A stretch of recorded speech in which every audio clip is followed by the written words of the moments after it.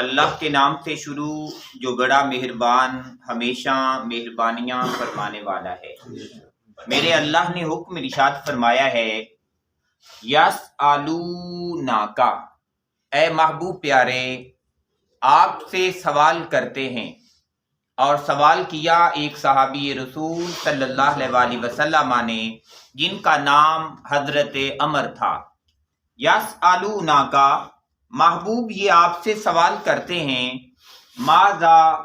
کہ وہ کیا ہے، ينفقون، جو وہ اللہ کے راستے میں خرچ کریں، کہ اللہ کے راستے میں ہم کیا خرچ کریں۔ قل، اے محبوب پیارے آپ ارشاد فرما دیں۔ میرے اللہ نے پھر براہ راست بات نہیں کی لوگوں سے، فرمایا محبوب جب آپ ہی سے سوال کرتے ہیں نا تو پھر آپ ہی بتا دو انہیں۔ قل، محبوب آپ ارشاد فرما دیں، ما انفقتم، کہ اے میرے ماننے والو تم جو کچھ بھی خرچ کرو، من خیرن، پہلی بات تو یہ ہے کہ وہ بھلائی سے ہونا چاہیے، پاک بھی ہو اور طیب بھی ہو۔ پاک مثال کے طور پہ کہ بکری ذبح دیں اللہ کے راستے میں خرچ کریں تو یہ پاک ہے، لیکن دوسری طرف اگر کتا ہے، اگر خنزیر ہے تو یہ دونوں چیزیں پاک نہیں ہیں، تو یہ اللہ کے راستے میں خرچ نہیں ہو سکتی، پاک نہیں۔ اللہ کے راستے میں خرچ کی چیز کرنی ہے تو پاکیزہ ہو، جیسے بکری حلال چیز ہے۔ کچھ چیزیں حلال ہوتی ہیں پر وہ طیب نہیں ہوتی، مثال کے طور پہ کچھ مال ہے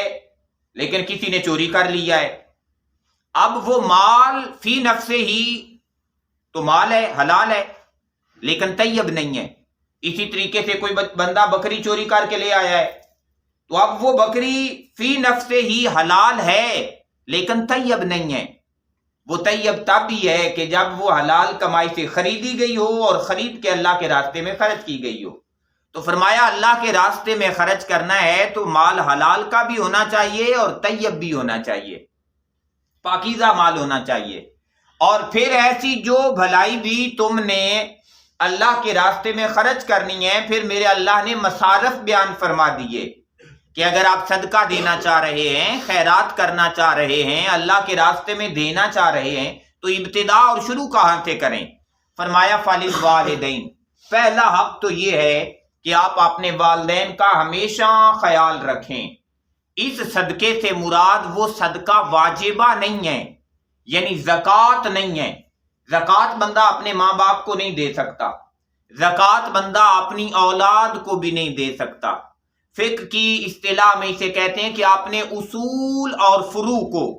اصول ہو گیا باپ دادا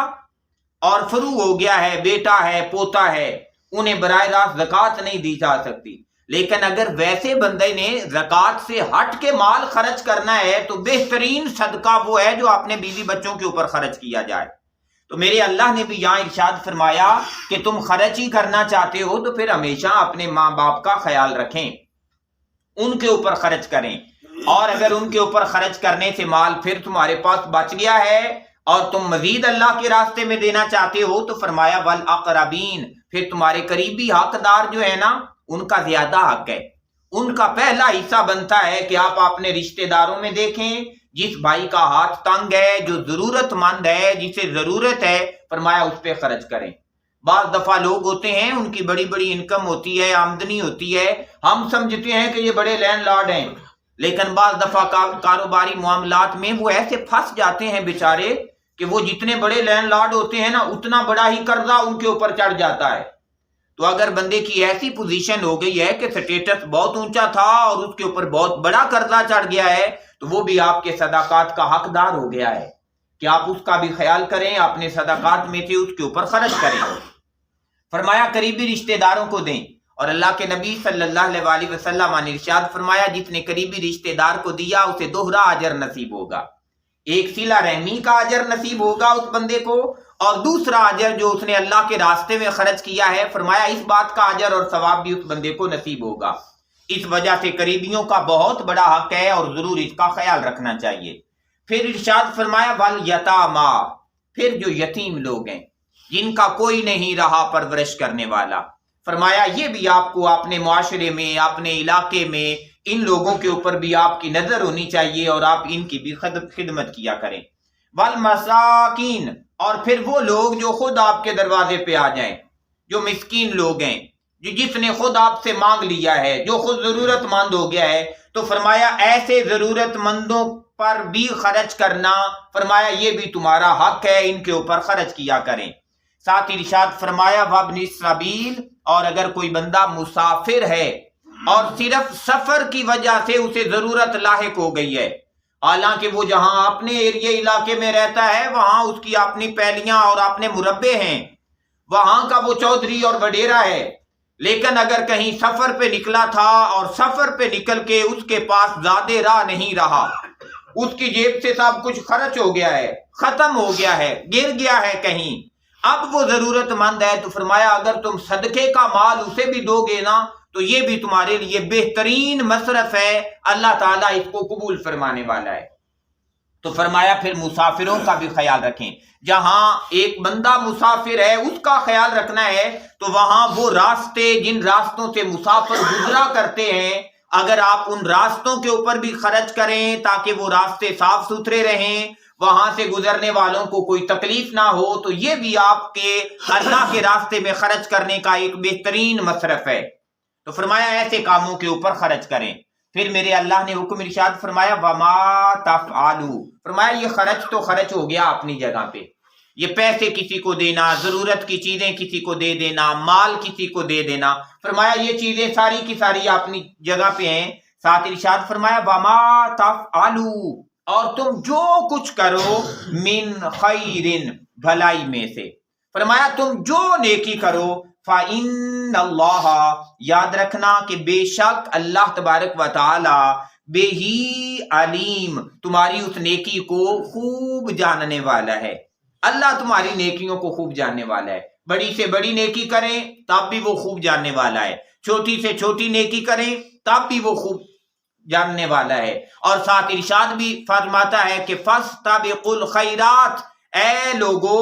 اگر آگے بڑھنا چاہتے ہو نا تو پھر نیکیوں میں ایک دوسرے سے آگے بڑھ جاؤ، یہ ایک ہی عمل ہے جس میں دوڑ لگنی چاہیے، جس میں کوشش ہونی چاہیے، جس میں محنت ہونی چاہیے کہ یار میں دوسرے لوگوں سے نیکیوں میں آگے بڑھ جاؤں۔ اللہ تعالیٰ سے دعا ہے کہ میرا اللہ ہمیں نیکیوں میں آگے بڑھنے کی توفیق عطا فرمائے، اور جو کچھ اس نے ہمیں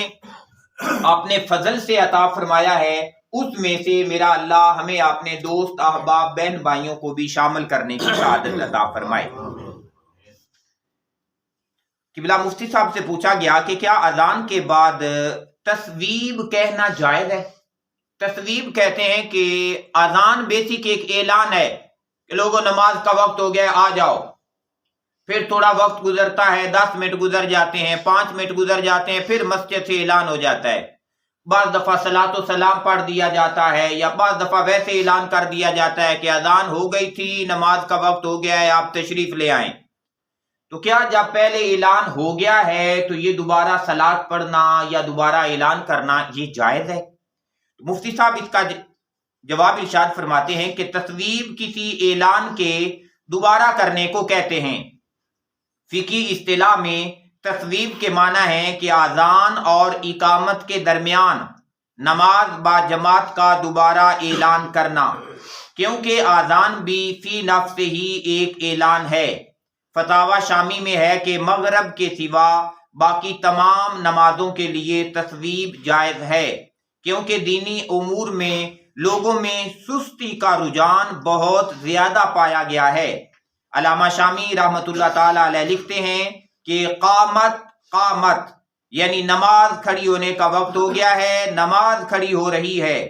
یا الصلاۃ کہ لوگوں نماز، یا جو بھی لوگوں کے درمیان اس مقصد کے لیے متعارف کلمات ہوں جائز ہیں،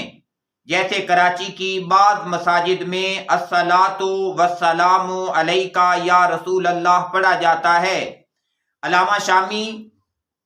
اس حوالہ سے لکھتے ہیں کہ اصلاً تو تصویب نماز فجر کے لیے شروع ہوئی تھی، جیسا کہ حضور صلی اللہ علیہ وآلہ وسلم کے زمانہ میں حضرت بلال رضی اللہ عنہ فرمایا کرتے تھے، لیکن بعد میں متاخرین فقہا نے اسے مغرب کے علاوہ تمام نمازوں کے لیے جاری کر دیا، اور جس بات کو مسلمان اچھا سمجھیں وہ بات اللہ کو بھی پسند ہوتی ہے۔ تو اس وجہ پتہ چلا کہ صرف فجر مغرب کی نماز کے علاوہ باقی تمام نمازوں کے لیے دوبارہ اعلان کر دینا یا تھوڑی دیر کے بعد صلاۃ پڑھ دینا یہ جائز اور مباح عمل ہے۔ اللہم صلی علی سیدنا محمد، اللہم صلی علی سیدنا و مولانا وعلی آلہ وصحبہ وبارک وسلم۔ کر سکتے ہو۔